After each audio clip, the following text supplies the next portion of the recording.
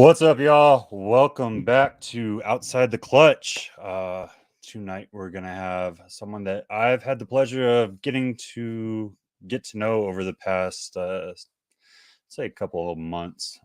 He's working with some very interesting projects, doing a lot of double recessives that I'm looking to get into the future or trying to work right now. So, a couple of projects we share similarly. So, I'm really excited to talk to him. I hope you guys are. I hope that you have some questions for him and that we continue to grow this. Without further ado, I'm going to go ahead and bring this knucklehead in here. Everyone give or say hi to Mr. Chandler Hatfield at CTH Reptiles. What's up, buddy? How's it going? It's going good. Going good. Yeah. So another Saturday night. Let's talk about your history a little bit, if you're okay with that. I don't know. What do you want to know? So what'd you do in the military? Let's start with your service. Okay. So I joined in 2009, right out of high school. I joined as a generator mechanic. Joined the Army Reserves as a generator mechanic. Shortly through my military career, I switched. Well, I got a second MOS, which was 36 Bravo, financial management. So I basically followed my brother's footsteps. He joined as a 91 Delta, which was generator repair, and then switched over to financial management as well. Okay. It's an interesting career shift going from a mechanic to a paper pusher. Yep. Well, I guess it's still the same thing. You didn't get the joy of getting grease on your hands. Yeah. Or spending like full hot ass days out in the motor pool working on generators. Sweating like no other. Yeah. So what made you decide military service? Like everyone usually has a story, kind of like with reptiles, right? And we'll get into the story for reptiles in a second. But what's your story behind the reason for joining? Pretty much it was just following my brother's footsteps. My whole family has a history of military service. It's not something that I was really interested in growing up, but kind of wanted to look up to my brother and be somewhat like my brother. So kind of why I got into it. Nice. Nothing wrong with that, man. It's a good thing to do. I mean, obviously we're both veterans. I come from, well, I'm the fourth generation. I'm sorry. So fourth generation. If my kids decide to, it'll be 5. Yeah. So a lot of history there. But so what do you think it is about military service that draws, because there seems to be a lot of military in this industry as well? Yeah, I've noticed that. What do you think it is that draws military to the reptile industry? I honestly have no idea. We're a bunch of weirdos, so kind of close-knit family in the military, so kind of see that in the hobby as well. So it might be something, that aspect. I want to continue that close-knit relationship with somebody. Right. Yeah, I think that's one of the biggest things with military is we all we miss that camaraderie as soon as we get out. Yeah. So it's nice to come to this industry and like have everyone just kind of treat you like family. Yeah. I like to say that it's because snakes are kind of like the outcasts. Yeah. And we as veterans kind of feel like outcasts, especially when we first get out. So it's a good, it's kind of a good middle ground. Plus, they don't talk back and they're kind of calming. And well, some of them are calming. Some of them want to take your head off, depending on what you're working with. But still, maybe it's just because we miss the danger aspect for the ones that want to take your head off. I don't know. Yeah. So what got you into reptiles? I mean, growing up, I've always been into reptiles, catching frogs and snakes out in the wild, things like that.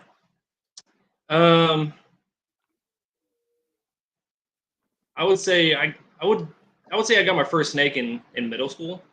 I was kind of a bad child, so I got bad grades and everything like that. And my mom knew what pushed me, and she knew I loved reptiles and animals.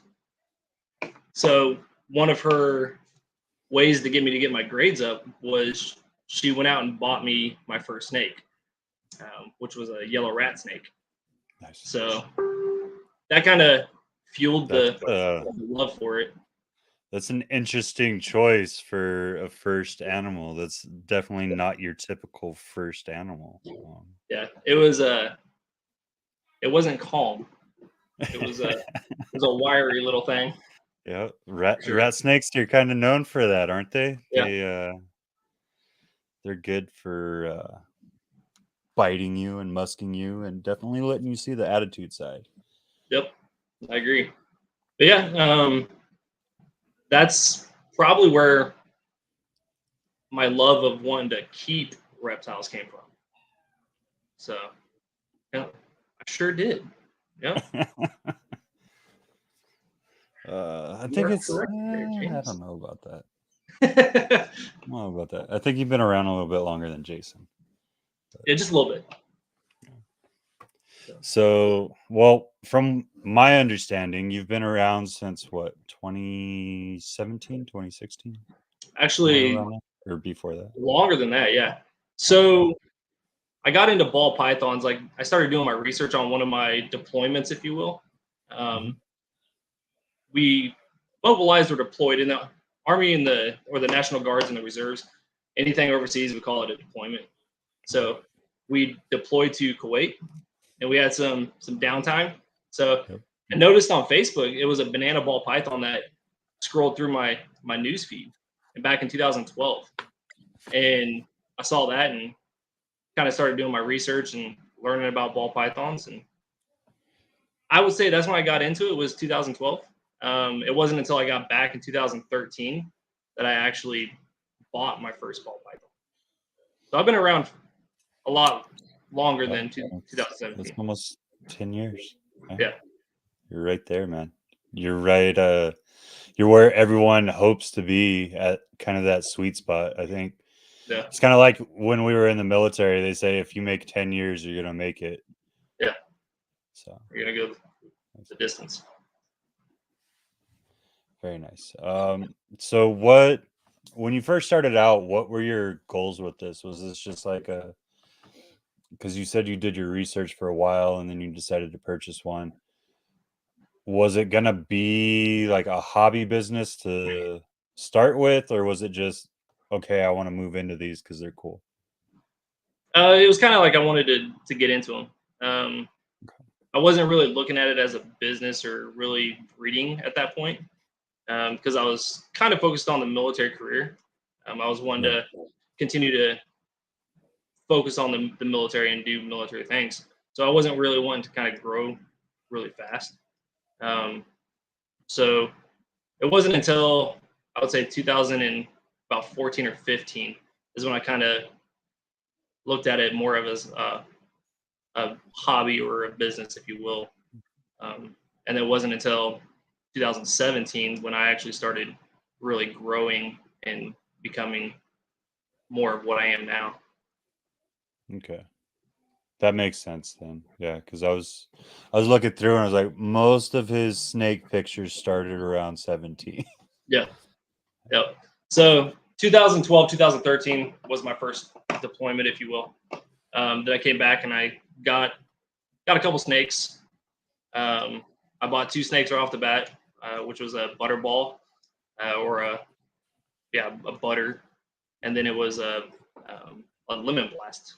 So those 2 snakes turned into like 15 snakes really fast because the addiction kicked in.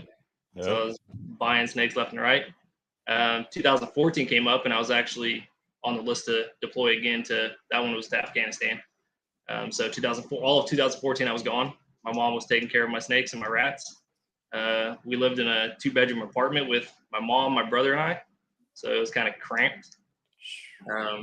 So yeah, she took care of all those snakes.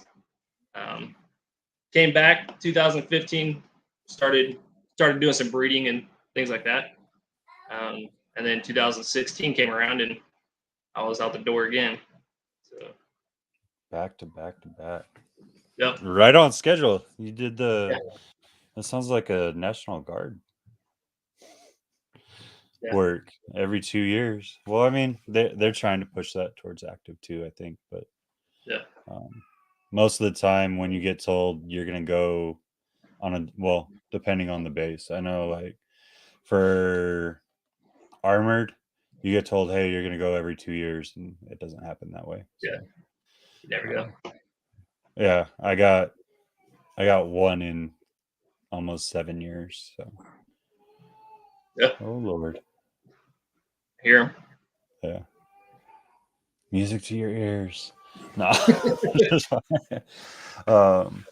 So when did you said like 15 is when you started getting serious? When did or how do I want to put this? When did you decide on your first project, or how did you make the decision for your first project? Or did you just start grabbing sporadically because you were like, oh, I want this and I want this and I want this without any, you did the typical, let's just grab and hope for the best? Yeah, it was kind of that way. It was a little strategic. I guess one of my first bigger projects that I was getting into was hypo. So I was kind of more focused on trying to breed for hypo stuff. There's nothing wrong with that. Nothing wrong with that. And you seem to have, well, unless you're talking to Chris, but we all know how he feels about hypo. Or Huffman. I like to send him, like every time I go over to Corey's table at the shows, I'll send him a picture of Huffman stuff, or anyone else that has Huffman. I'll take pictures of it and send it to him just to screw with him. But I think that's becoming like a regular trend with Chris. Yeah. Hypo for the win. Yeah. Hypo for the win. Where did we want to go? So when did you start working Cypress? Because you seem to be fairly into the project. Well, in certain projects. Yeah, I want to say more than it was. I want to say it was around 2018, somewhere around there. So I bought my original Cypress male from Clint Conway.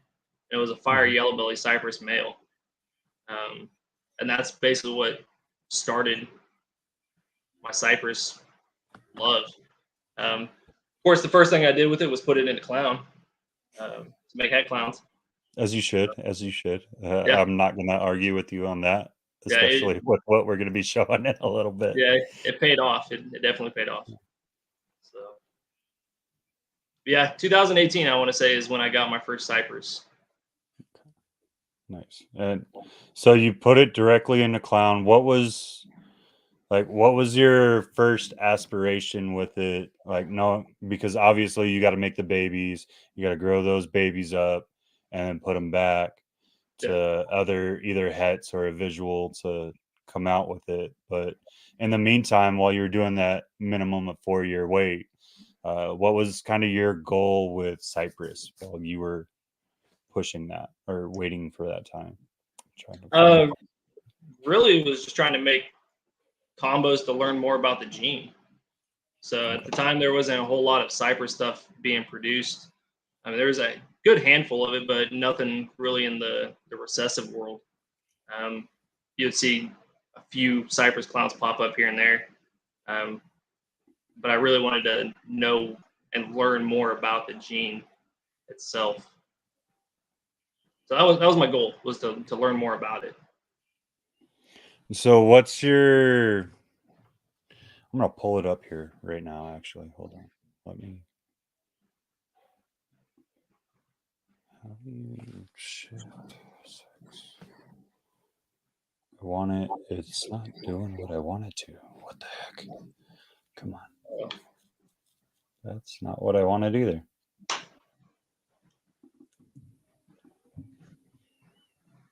Hold on, guys. I swear I know what I'm doing sometimes. Good old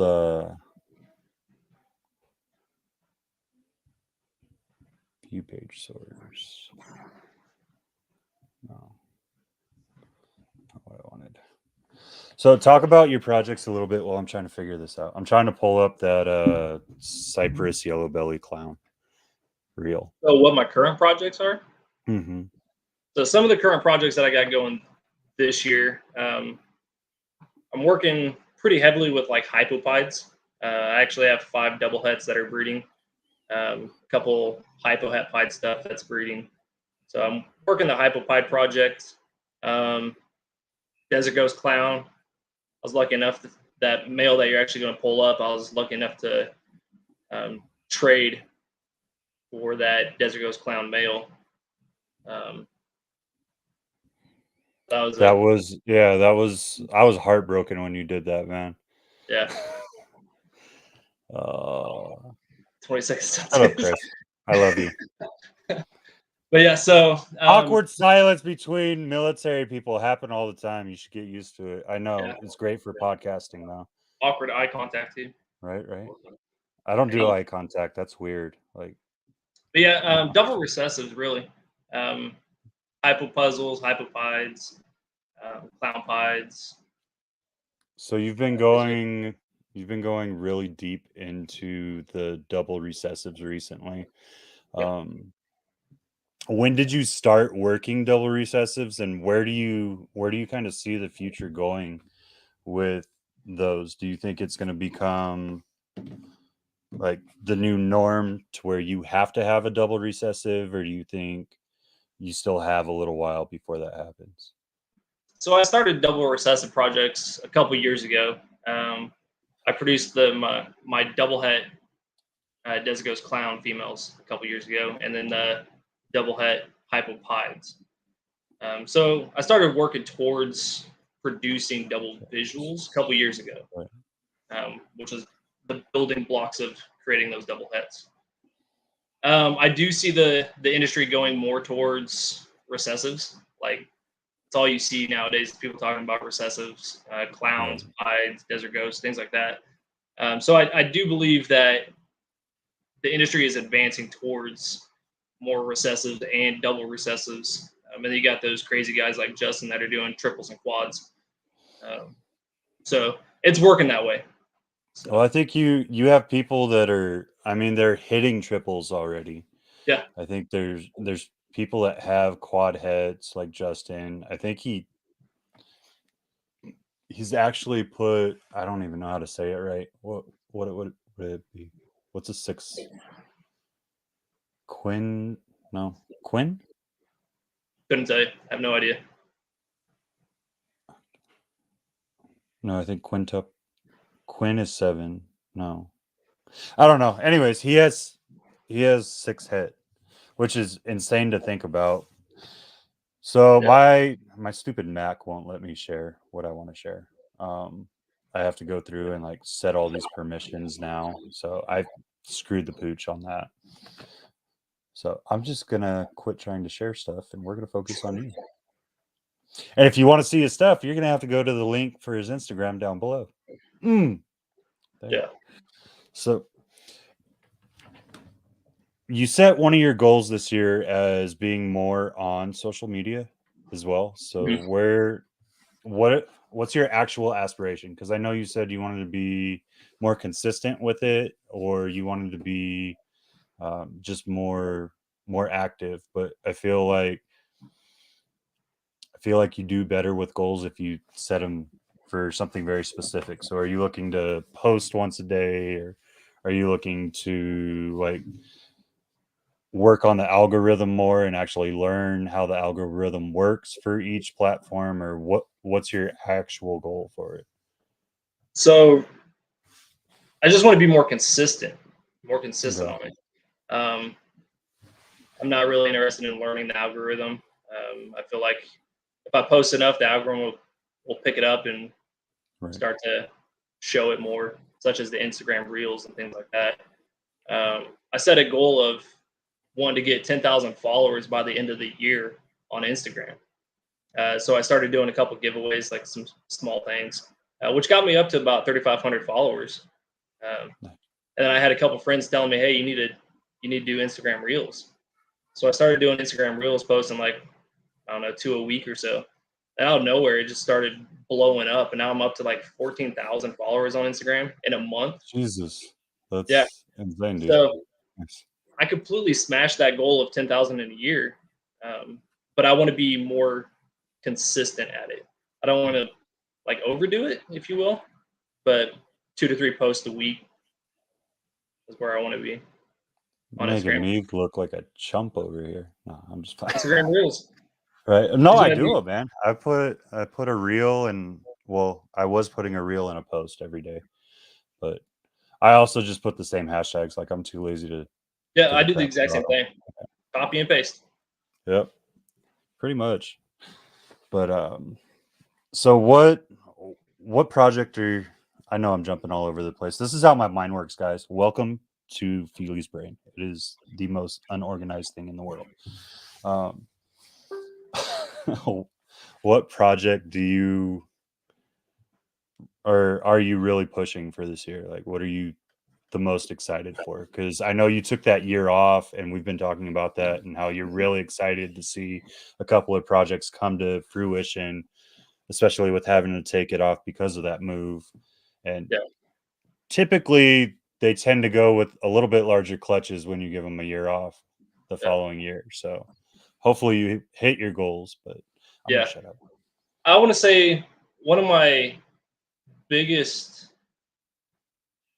goals for this year is producing visual puzzles. So Okay, nice. I got a visual puzzle um, many years ago, and I started making hets, and I just made an army of het puzzles and double het hypo puzzles. Um, I think I made somewhere around 65 heads and double heads total, and I never really was making visuals. I didn't make any visual puzzles. It was all hets. I was making armies. So that's probably one of the projects that I want to see all the way through is producing a visual puzzle this year. If Nice. not hypo puzzle, that'd be nice. How many recessive projects are you actually working? So I got Desert Ghost, Hypo, Clown, Hides, Puzzle, Ultramel. I think that's it. So 5. Yep. And how would you say you're like when you say you're actually working it? What would you say your ratio of like male to female to work a project is? Oh, that's very Or low. it's just okay. I like a lot of people. I didn't hold back enough males. That's gonna be one of my goals this year is holding back males. I'm very slim on males. I think it was like 13 or no, it was 18 males, and I got right around 110 females. So the ultrasound's coming in handy. Wow. So I don't stretch those males too thin. So yeah, I need more males. And that's breeder size or that's Mm-hmm. holy shit. That's Yeah. So that's a lot of females to be pushing that many males. yeah. So for anyone Crazy. watching, hold back males more than you think. I couldn't. Oh. And do you do this all by yourself, or is your wife helping you, or? Nope. She helps me in the support aspect and cleaning baby tubs. That's about as far as it goes. Yeah. She Well, at least you get her to do that. yeah. She grew up as one of those only good snake is a dead snake type. She's come miles from where she was when we first met, to the point where she'll actually hold baby snakes now. So I mean, she wouldn't even come 100 yards from a snake, and now she will hold baby snakes. She won't hold an adult, but she'll hold baby snakes. But that's as You'll much get it. You'll help get as it I there. get. It takes time. So You'll I'm wear it needing down. I'm needing the little man to grow up faster. And he's one now, right? Did I Yep, get that right? 14 Or about months. 14 months. So a little over. It'll be here before you know it, man. Yeah. Like Blinking, he'll be 2. yeah, all of mine started holding at 2 years old because I told the wife, I was like, I need them to enjoy these animals because Yeah. So I'm I've gonna need actually the help. I've actually gotten them to pet snakes. So I'll hold Nice. them and I'll just keep them in a ball to where he's got like a little section of the snake and he'll actually reach out and pet it. Nice. So he's not showing any fear of him yet, which is good.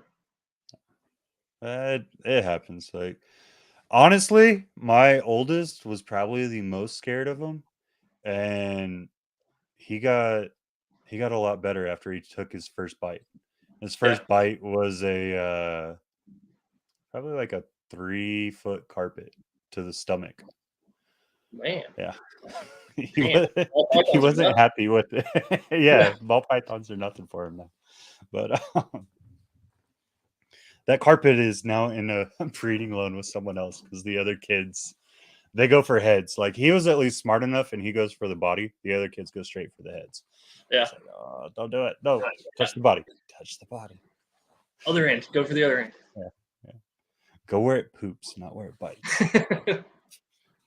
Oh man, but that's awesome. Like it's one of the things I'm super excited about. Is they're all getting to the age and they want to be in here while I'm in here. And they're starting Yeah. to like they're starting to do the waters. And when I was feeding frozen thawed, they would help with the feeding. Now that I'm not, I no longer let them help feed Yeah. because I just don't want them to experience that until they're older. Yeah. Um, plus, like I have some where the rats get really freaking brave and they jump back out at me, and I Yep. just would rather not have them Almost like in they've the been there room for that. before. Yeah, right. Come launching out of the tub. I call them Horrible. suicidal rats. Yeah, yeah. I had one the other night. It jumped out of a tub onto me, and I went to hit it, and then it jumped off of me onto the rack, and I was like, "Holy crap! I'm gonna lose this one." Ninja. It took me, yeah, it took me a solid half hour to catch that little Yeah. jerk. Yeah. Whenever I drop a rat or one jumps out, that's everything stops until I get it. Same here, man. It was like I don't know. I probably should have just let one of the retics out, but at the same time, I was like, if I open one of the retic enclosures to let them get it, they're gonna see me too, and they're gonna see me before they see the rat. So, Yep. do I want to play that? Yeah, I'm not gonna do that, But we got him. That's the important part. That is. That is. Yeah, Sometimes you got to get the BB gun for them. Just discard it's that in my rat. house. That's the hard part. Like, Oh yeah. if I had a facility outside of the house, I'd totally be down for it. Yeah. I kind of want to get resale value on that house. Yeah. I won't be Something putting holes about in it. bullet holes. I don't know. They might not appreciate that. Ventilation. Just call it Yeah. ventilation. Extra ventilation. Right? Oh man. So, do you want to see him like when it's Liam, right? Yeah, Liam. Yeah. Do you want to see Liam take over one day, like when you're too old, or what's that aspiration for him? Just No. kind of see where he takes it, or like what he Yeah. I wants to mean, do with life. he'll always have the option if he wants to do it. I'm not going to push him into it, but I would like to like have him in here, just kind of develop some sort of work ethic, Right. but not push him like you have to be in here, you have to do this. It'd be nice to have a little cleaner or a little go get me this, but I'm not going to push him. So if he wants it, it's his. If not, I'll do it as long as I can. Mm. How do you find like it's type 1, right? Yes. Yes. So you have to do the insulin injections and you have to watch your numbers a lot more. For those that don't know, I guess I'll let you explain it because obviously you know more about it than I do. Like even with my medical background, I know a little bit about diabetes, but not a lot Yeah. because I So didn't have to deal with it in the military. yeah. So there's two types. There's type 1, type 2. I'm a what they call like a late onset type 1. The Okay. doctors think that it was stress induced from the back-to-back overseas assignments. So they think my type 1 is stress induced. Basically, my body put so much stress on itself that the pancreas died. The pancreas is what produces that insulin for your cells to absorb the nutrients and the sugars and be able to use it instead of it just flowing through your blood. Type 2 is typically for overweight, older people that don't necessarily exercise and they just eat bad. It could also be genetics as type 2. But yeah, that's the main issue. Type 2, more people, from what I know, get put on like metformin, which is a pill, and not necessarily insulin dependent. Since my body doesn't produce any insulin, I have to be insulin dependent. And thankfully, I'm on an insulin pump to where I don't have to inject myself multiple times a day. I just change out the injection site, or what they call the infusion set, every 3 days. So that's helped me out quite a bit, being on a pump. Has that kind of made the lifestyle a little bit more difficult or is it just so I will say it does, because it gives me kind of like a false security of, hey, I got this pump to kind of level me out. It doesn't keep me accountable for my eating habits. Even though I have the insulin being put in, I should still be watching what I eat and the carbs that I take in, if you will. I don't. I still eat candy. I still eat donuts every morning. So I'm a terrible, terrible diabetic. Bad diabetic. Yep. No, I mean, most people are. I'm not gonna lie. At least the ones that I know, they don't. Regardless of the type, they kind of tend to stay with the same diet. Yeah. Well, I was diagnosed at 26, right? So you have like a kind of like a similar habit and pattern throughout your life. It's very hard to break. Right. I'm getting a little better. Does it slow you down, or like is there like lulls throughout your day that you have to worry about?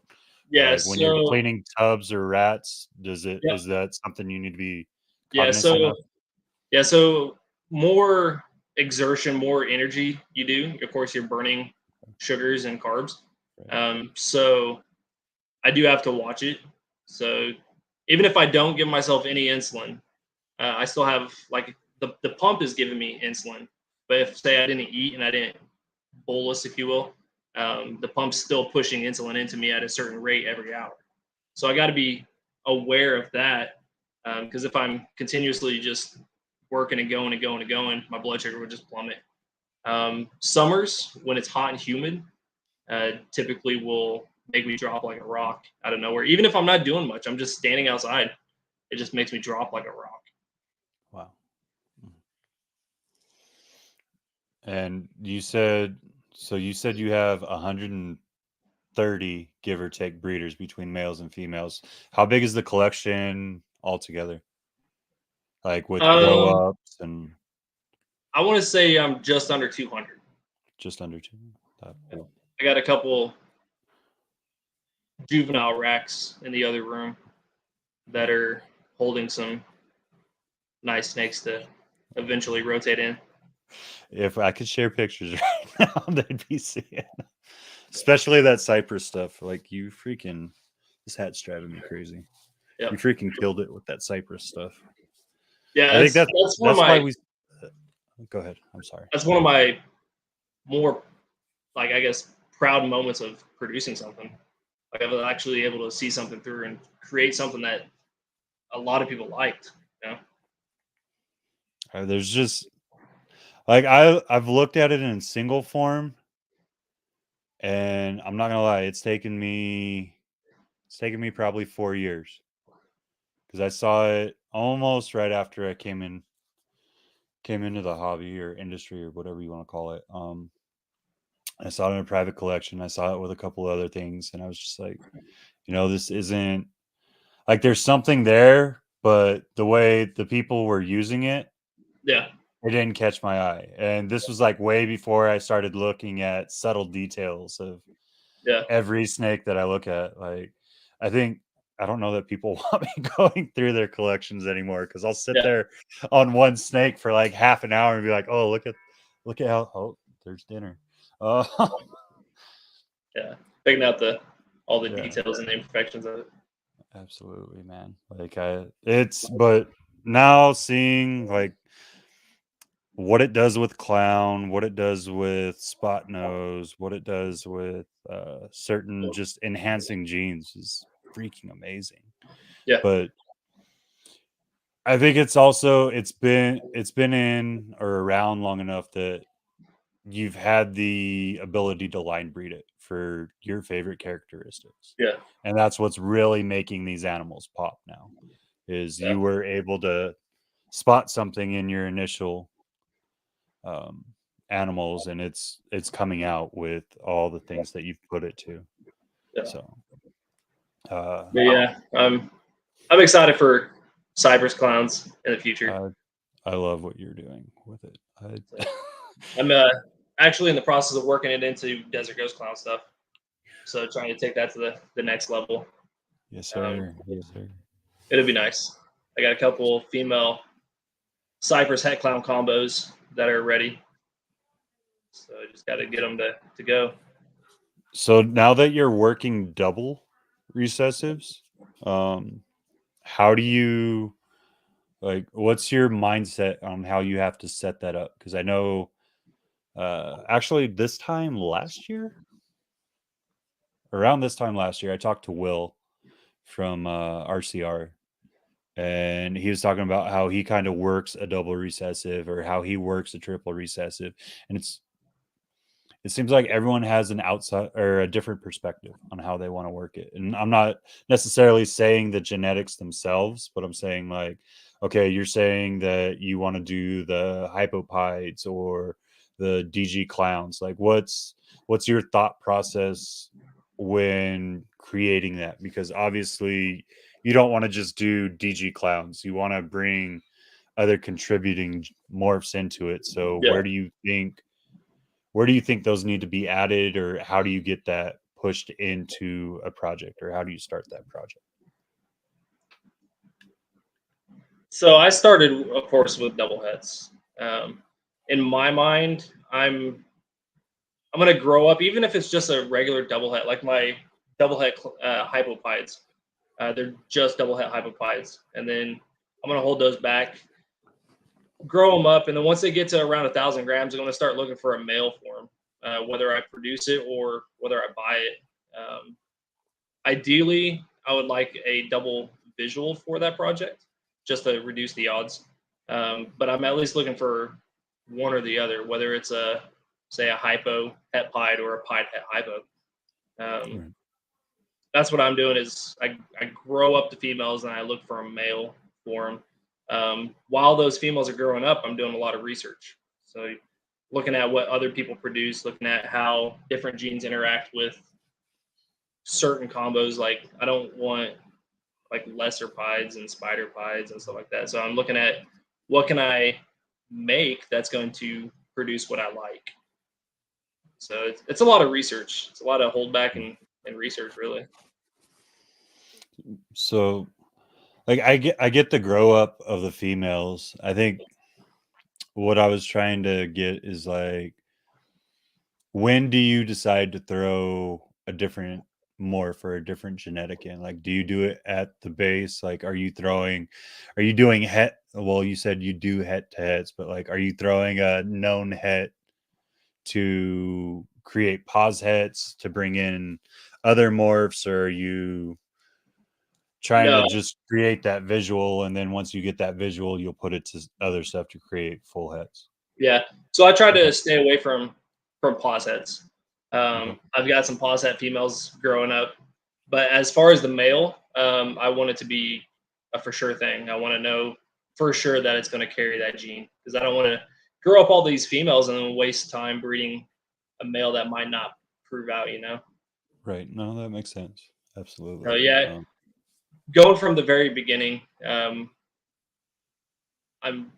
when I'm wanting to work a double visual, I'm trying to start at the very beginning, and try to produce as many female double heads as possible, or visual head or something. Makes sense. Makes sense. And then you said you're working how many of those this year? 4? Of which one?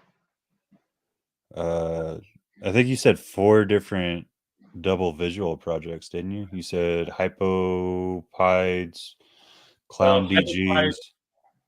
Desert Ghost Clown. I have some smaller double head Desert Ghost Pied females that might go at the end of the year. So if you want to count that, So 3. 3, and then Clown Pieds, and then Hypo Puzzles. And then hypopuzzle. 5. So 5. If those females grow, and they're right around 900 grams, so they should go at the end of the year if they continue to eat. But it's not a guarantee. Makes sense. What's your what's what's your thought process on the way some people choose to breed their females? Like if it once it hits 1200 1500 grams, I know some people that start instantly. Mhm. But what's your like if it's like a just over a year old female or a 2-year old female, but you're not really seeing growth yet, Yeah. what would you do? So me personally, I'm not gonna breed a female that young. I'd rather, if especially if it's a female that I've invested a lot into, like if I've spent all this time pairing her parents to get her to grow her up to this stage, to me, I'm not gonna risk it. I'm not gonna Right. have the chance of potentially becoming egg bound or something like that. I'd much rather put a few more grams on her, get her 1,500 grams, and then start. But there's guys out there that are successfully doing it. As long as the female is of a healthy weight, I guess, or looks healthy, she's not a toothpick, and she's showing good signs of follicle development. Well, I think, and I agree with that. Like, if you're seeing the follicular development or the growth, like that's fine. I think a lot of people, especially new guys like me, we get over antsy, right? And we want to make a name for ourselves, and we want to push the envelope a little bit because we feel like we're so far behind already, and we got to realize that this isn't this isn't a sprint. Like you might have your triumphs. Well, you should have your triumphs because it keeps you pushing forward, right? But you have to be smart about it. But I feel like a lot of people that have come in over the last couple of years, they see like Miguel, who has been taught by the top people in the industry, right? Hey, this is what you look for. And he started with ultrasound right away and learning how to read the growth and all that Yeah, and learning the times to put a male in so you don't over stress either one of the animals out. But a lot of people will still go, and a lot of people are going towards ultrasounds, but they're still doing the old process of throwing that male in like 2, sometimes 3 times a month and like just overworking him, right?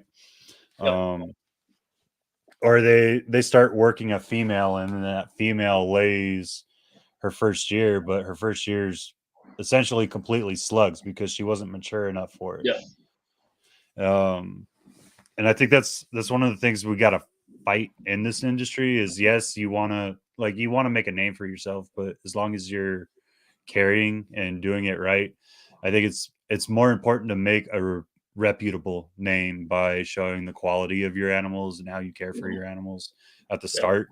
And then once you get a couple years in and you get those girls to size right, then yeah, by all means, like go after those worlds first, go after the stuff that you yeah, think will really put a shine to your name. yeah, yeah. Ultrasounds have launched our industry Yeah. tenfold. I mean, it's amazing to pull a female out that you've been feeding and you've been seeing a increased like aggression in her feeding, and you pull a female out and you're like, holy crap, she's got 15 millimeter follicles. Whereas palpating, I probably wouldn't have been able to fill 15 millimeter follicles during palpation. Um, I used to palpate for years, and it wasn't until last year actually that I traded some of my old PVC racks to a good friend locally for his ultrasound machine, and it's just mind blowing that you can pull a female out and just stick a probe on her and be like, oh, I need to start pairing you. Do you do you follow like the 3 pairing method, or what's your for your females? So for my females, I try to shoot for once a month. Okay. I try keeping it at once a month for a good lock. If I get one lock a month, I'm good. Sometimes I'll get two, especially towards the end of their follicles before they ovulate. So normally when they get around 30, 30 to 35, I stop pairing them. Okay. Once I start seeing them getting 25 and closer to 30, I might start pushing for a few more locks each month. But I start off at one lock each month. I've been noticing pretty good success with that. Nice. Are you one of those that believes like actually pairing will help build? Mm-hmm. Okay. Yep. So not only pairing, but your feed. So if you start feeding like slightly smaller meals, but a little more frequently, to me, I feel like that kind of triggers something in that snake's brain that says, hey, there's an abundance of food. Maybe it's a good time that I start looking at reproduction and kind of getting that follicle development to kick in gear. So if you start feeding more frequently, say like every 5 days, to me, I think that could help produce more follicles faster. Not necessarily more follicles, but produce those follicles faster. Right. Oh, But that makes sense. definitely throwing a male in there to stimulate. I do think that you put a male in and she knows that there's a potential mate around. So that in conjunction with the more frequent feeding, I think Do you definitely do helps. a fasting period at all? I know some people do. It's something that since I've started, I've done just because of the people that I've talked to, because obviously they have their dry spells, right? Where Yeah. they're not going to find anything. And so I try to not fully mimic, but there's the dry times in Africa. I'll go and like, I'll try to mimic it with as much as I can, right? Like, there's no way I'm going to mimic everything here, especially with doing it in industrial tubs. Yeah. But like their feeding regimen and what they'd see, or like when I actually pay attention to the weather over there, and like when I see rain forming, I'll mist, and then you get the barometric pressure in the actual storms outside. So I try to copy it as much as I can, but maybe So that's just me overthinking it. But yeah. So me personally, I don't. okay. Not not to say that I haven't had a drop in rodent production to where some females had to go every other week or so. Right. But it's not intentional. It's not I'm purposely fasting them. Now with that Making being me sound like said, a jerk.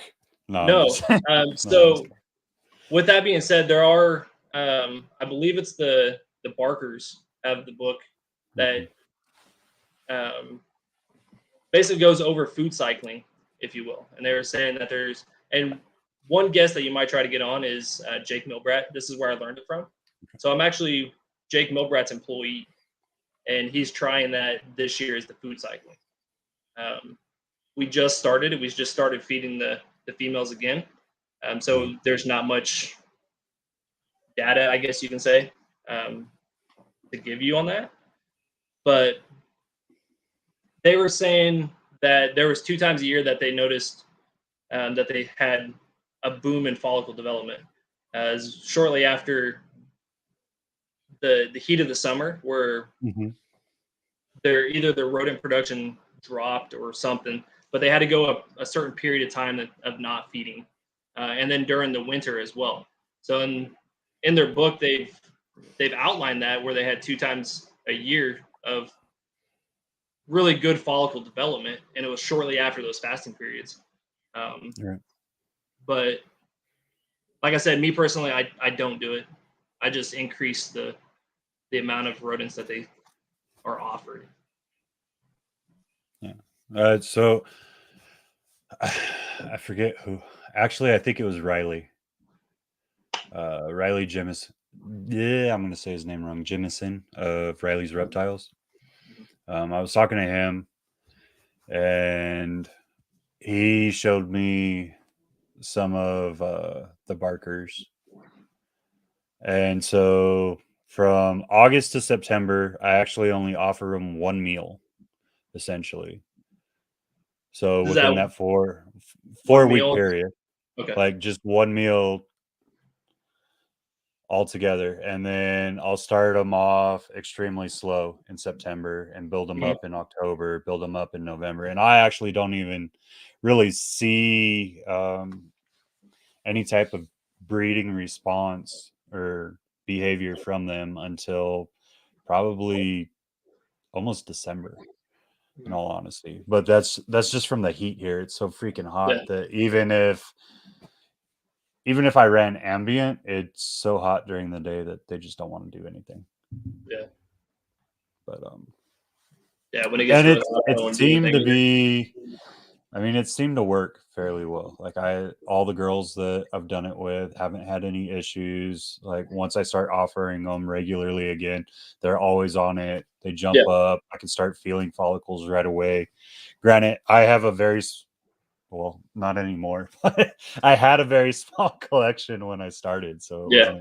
it wasn't hard to like monitor everything. And I'm sure now that it's starting to grow a little bit that I might have to do away with it, but it's something I'd like to still kind of pursue a little bit, if that Yeah. makes sense. And like Yeah. do like half the rack on fasting and half the rack off and just Yeah. regular feeding, just to see what the difference is, you know. Yeah.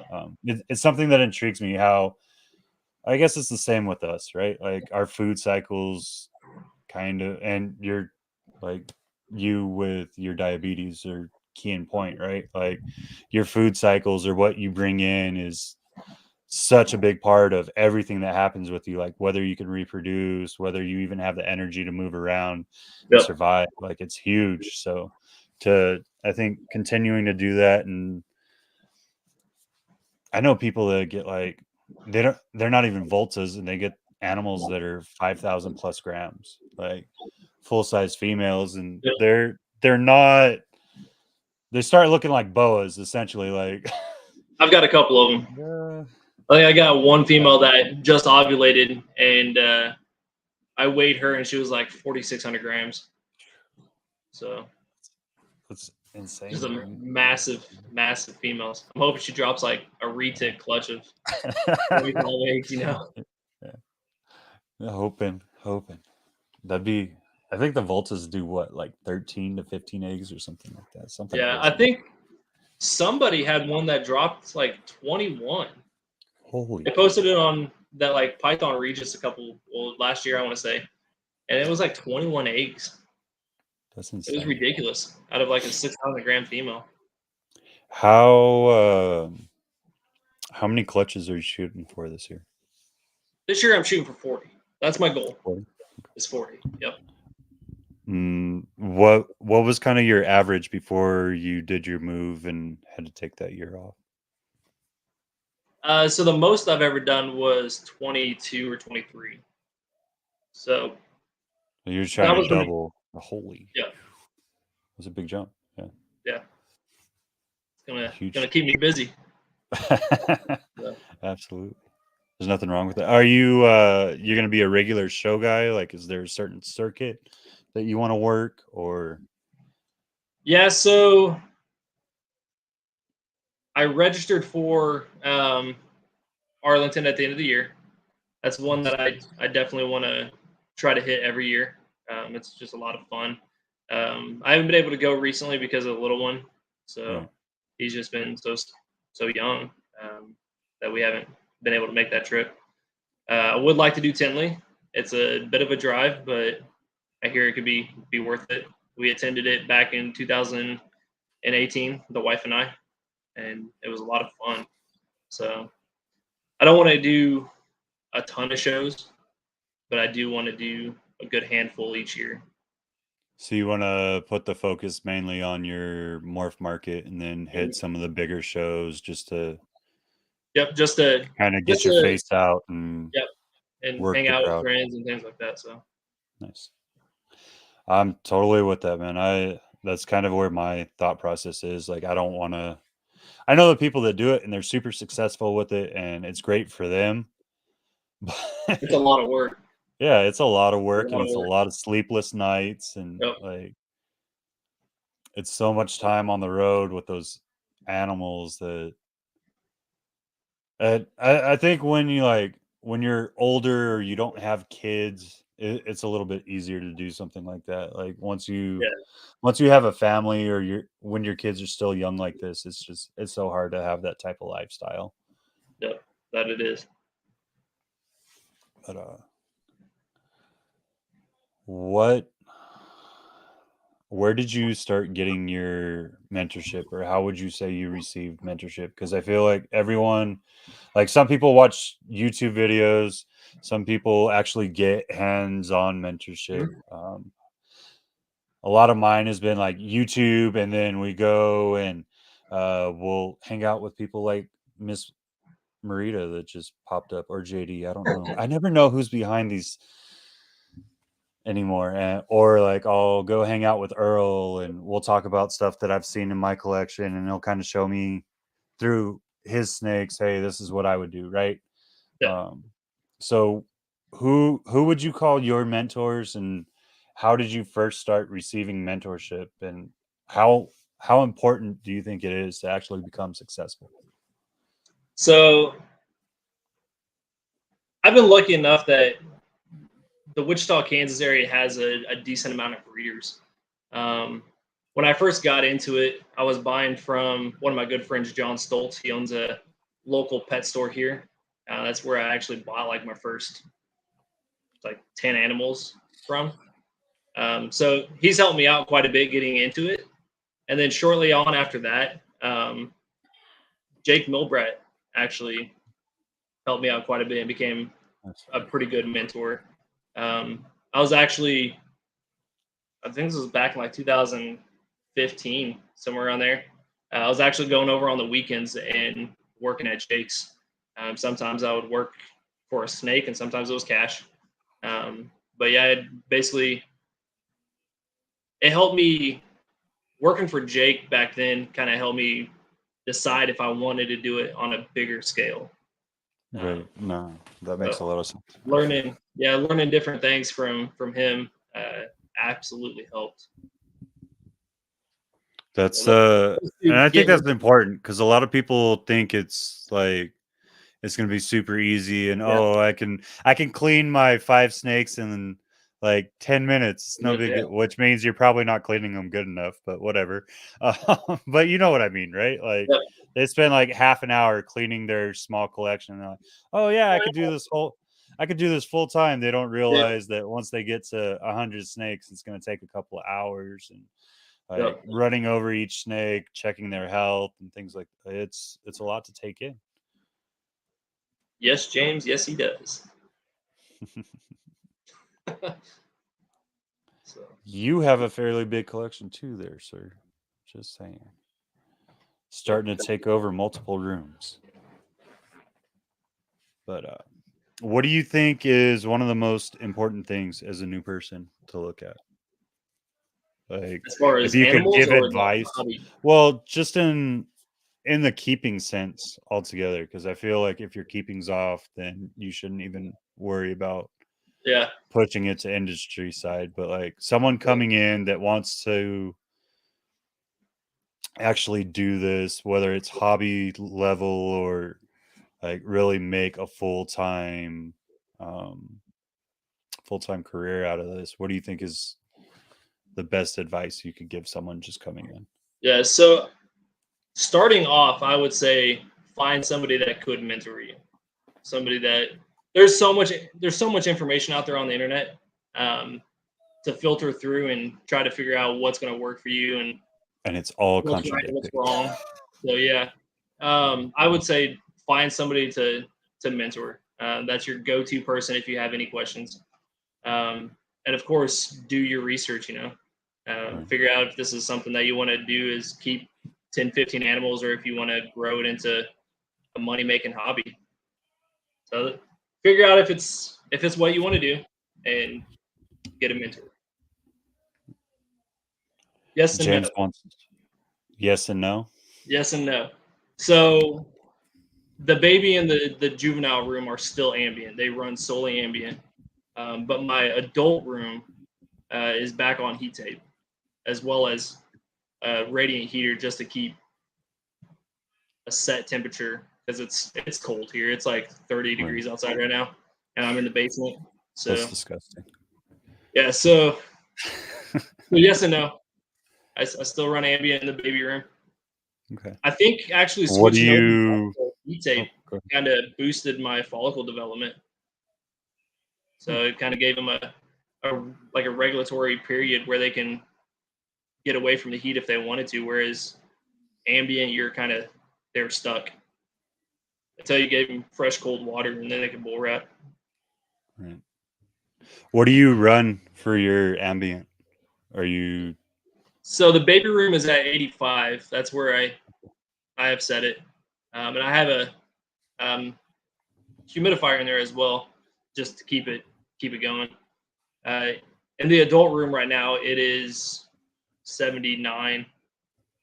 So it stays between 75, 79, depending on how cold it is outside and what time of the day it is.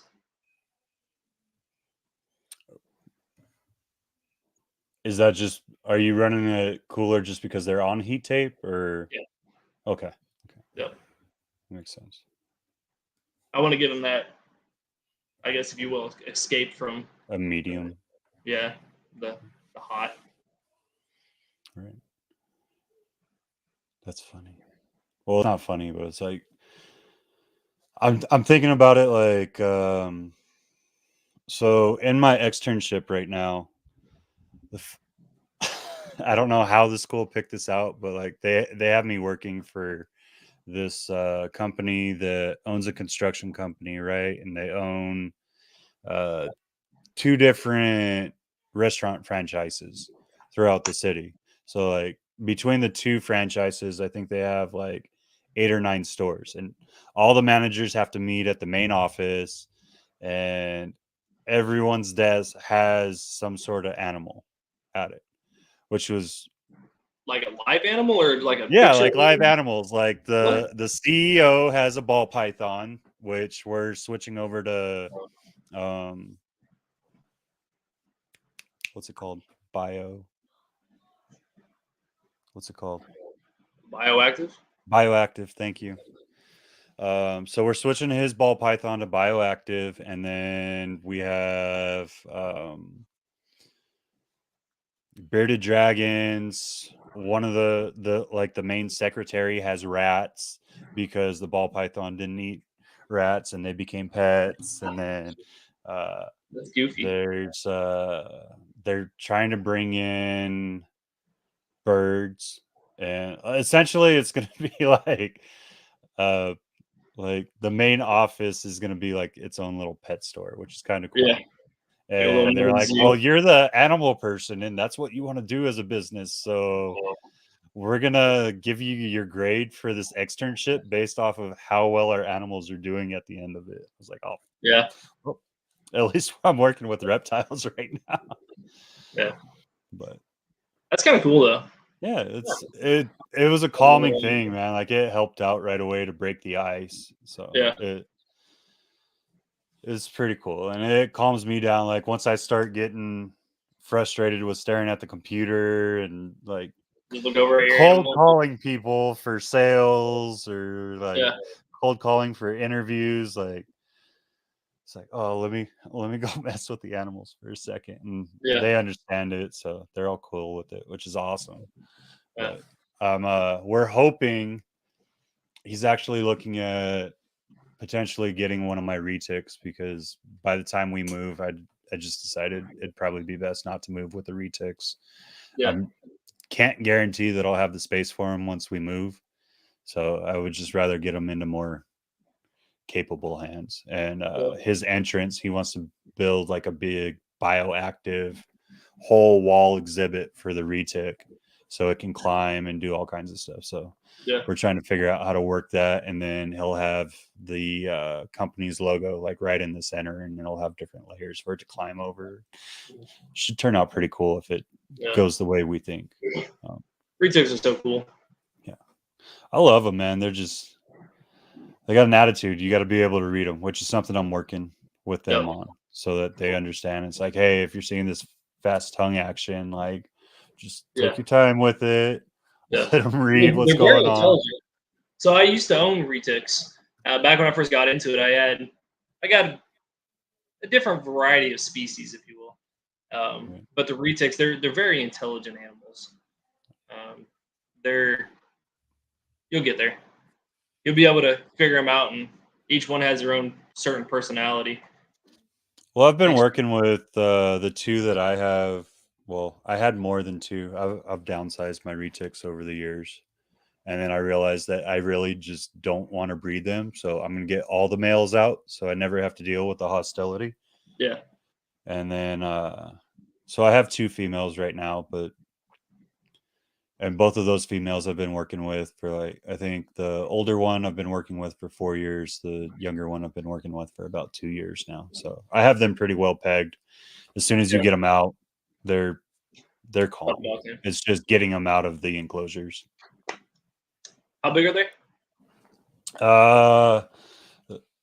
They're smaller than they should be, but they're both around 8 foot right now. Okay. I didn't know how to feed them right, and I wasn't trying to power feed, so I was just like, oh, small rat, small rat, once a week. Yeah. And then as they started going to medium rats, I was like, okay, medium rat every 2 weeks, because I think that's way too big for you. And you have like this giant lump in your stomach, and like 2 days later, it's completely gone. Yeah, and then it's gone, and it's like, I fed you, right? I fed no, and they're looking for food. And go, well, I guess that wasn't enough. So I finally got, and I didn't have I had them in 40 gallons, which is horrible.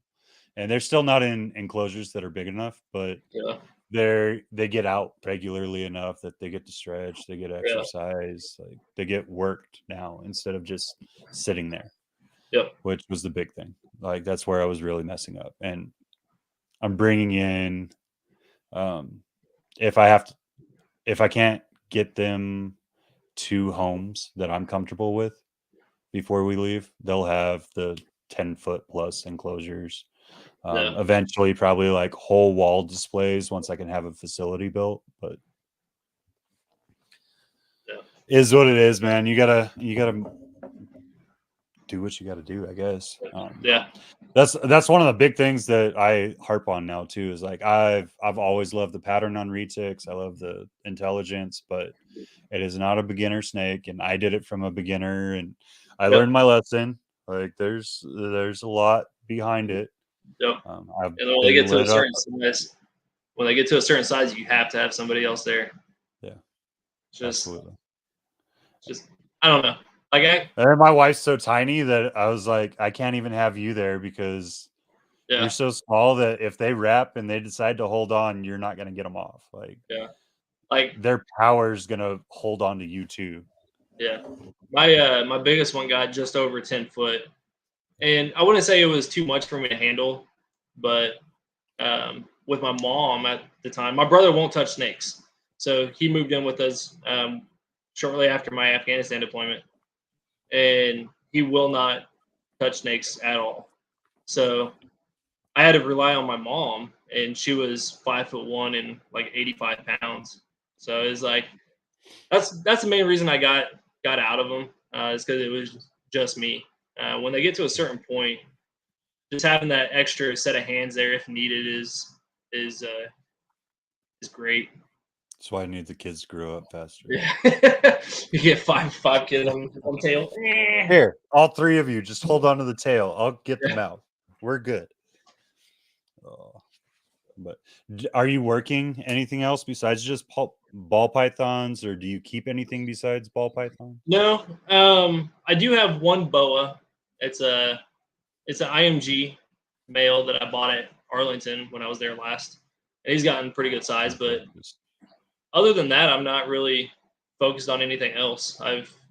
Early on, I figured out that ball pythons is what I wanted to do, and I had a couple different species of snakes, like the retics, and I had a couple hognose there for a while.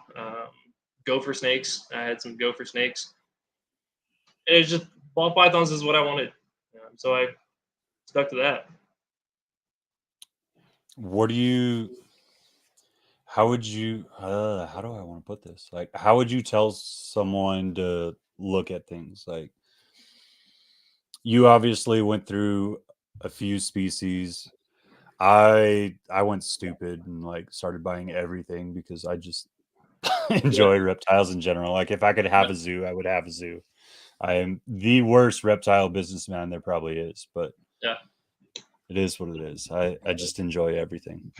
I finally found, okay, so this is going to be breeding, this is going to be keeping, yeah.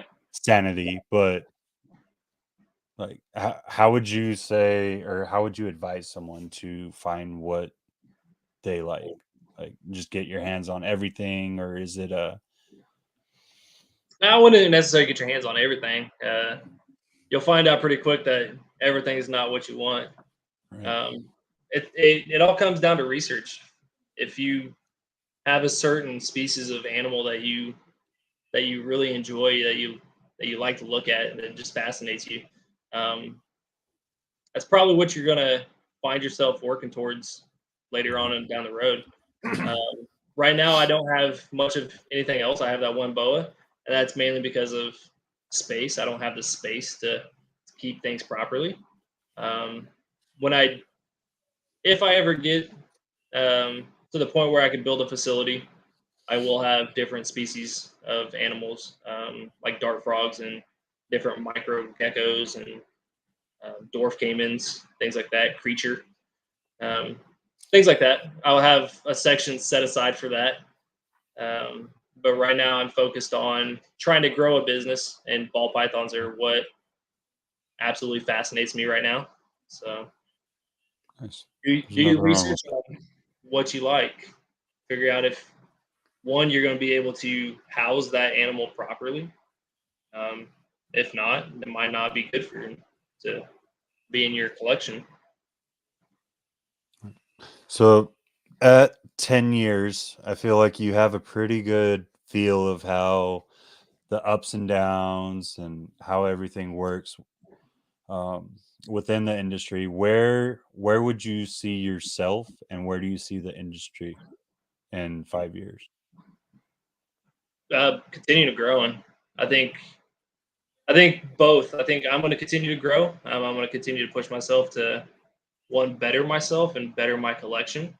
And the industry, we've seen it many times throughout the years. The industry comes together and bands together when needed.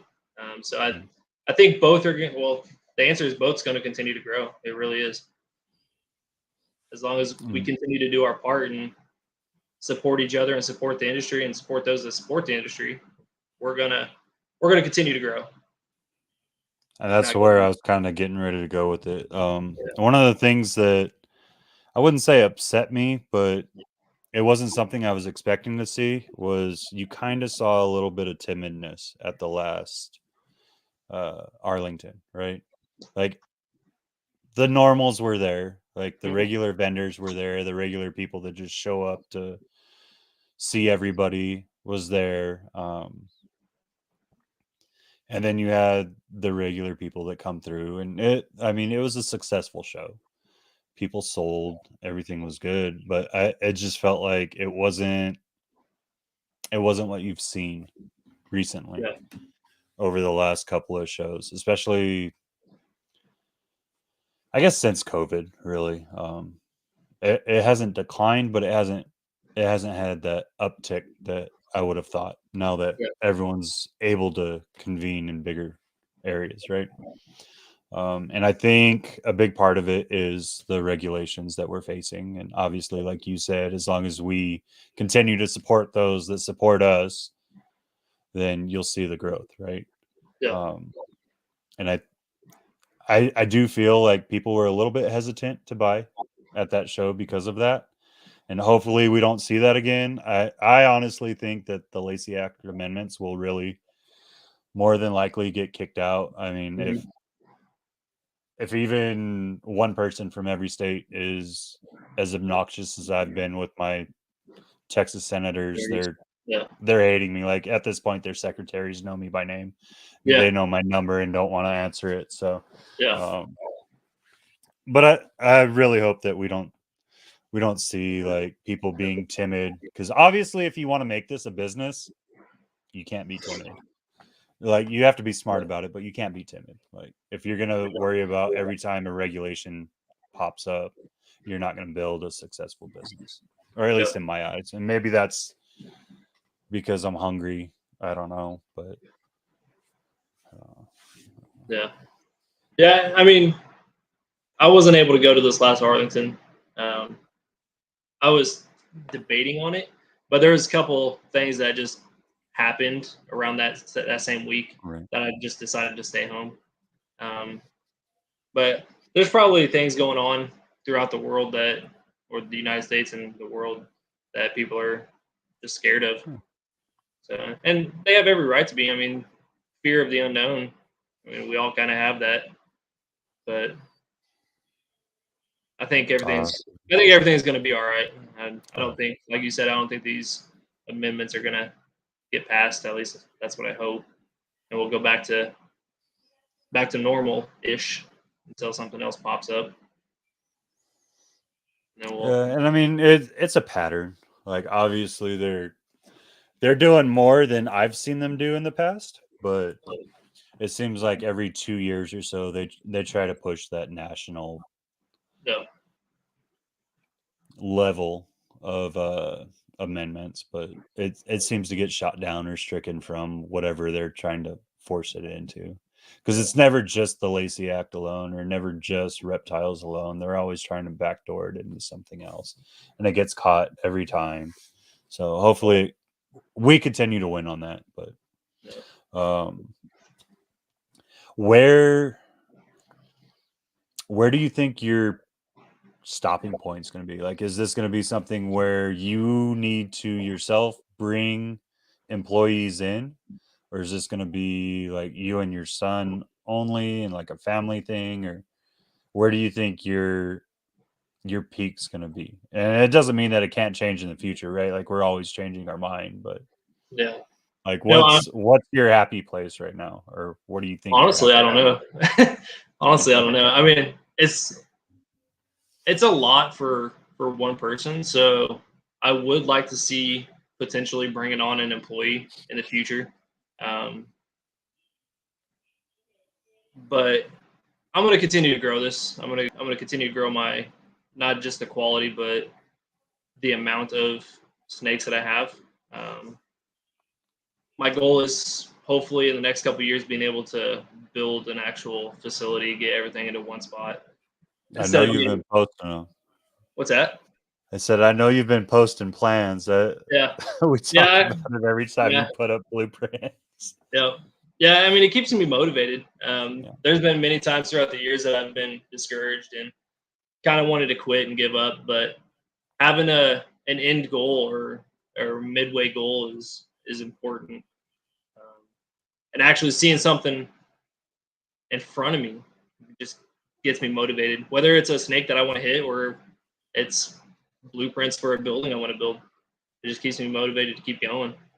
So to answer your question, I would think that I would get to the point where I would have an employee as well as myself doing it. Nice. That's kind of where I hope you don't have these issues yet. But well, I mean, you're only a couple of years younger than me, so you probably could. But I have a hell of a time with lower tubs already. My back definitely feels my years of service.